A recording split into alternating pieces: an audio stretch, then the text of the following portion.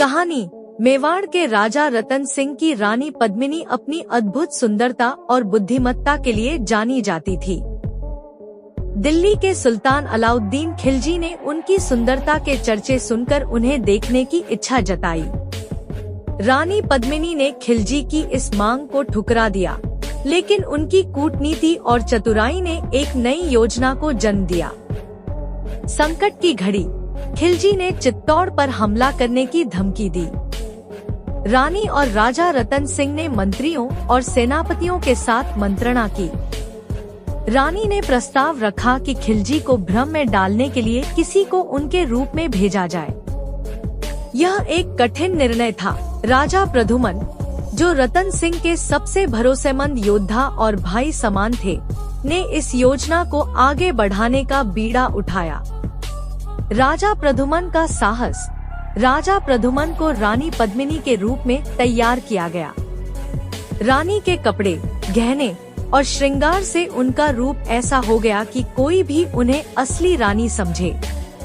उनकी चाल ढाल और हाव भाव ने सभी को चकित कर दिया। खिलजी का भ्रम।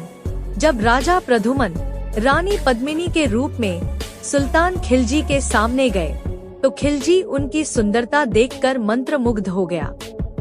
उसने रानी को अपने साथ दिल्ली चलने का प्रस्ताव दिया। प्रद्युमन रानी की आवाज और शालीनता की नकल करते हुए खिलजी को चित्तौड़ के बाहर इंतजार करने का निर्देश दिया। मूल रानी का योगदान। इस बीच असली रानी पद्मिनी ने किले के भीतर से योजना बनाई। उन्होंने चित्तौड़ के सभी योद्धाओं को तैयार रहने का आदेश दिया। जैसे ही प्रद्युमन किले लौटे, खिलजी और उसकी सेना पर हमला कर दिया गया। नायक का बलिदान। युद्ध में राजा प्रद्युमन ने वीरता से लड़ाई लड़ी, लेकिन अंततः वे वीर गति को प्राप्त हुए। उनके बलिदान ने चित्तौड़ को बचा लिया और उनकी बहादुरी की गाथा इतिहास में अमर हो गई। कहानी का अंत। इस कथा से स्पष्ट है कि चित्तौड़ के लिए रानी पद्मिनी और राजा प्रद्युमन दोनों ने मिलकर शौर्य और बलिदान की अद्वितीय मिसाल पेश की। रानी ने अपने साहस और चतुराई से योजना बनाई, जबकि राजा प्रद्युमन ने अपनी जान देकर इसे सफल बनाया। संदेश। यह कहानी सिखाती है कि विपरीत परिस्थितियों में साहस और सामूहिक प्रयास सबसे बड़ा हथियार होता है।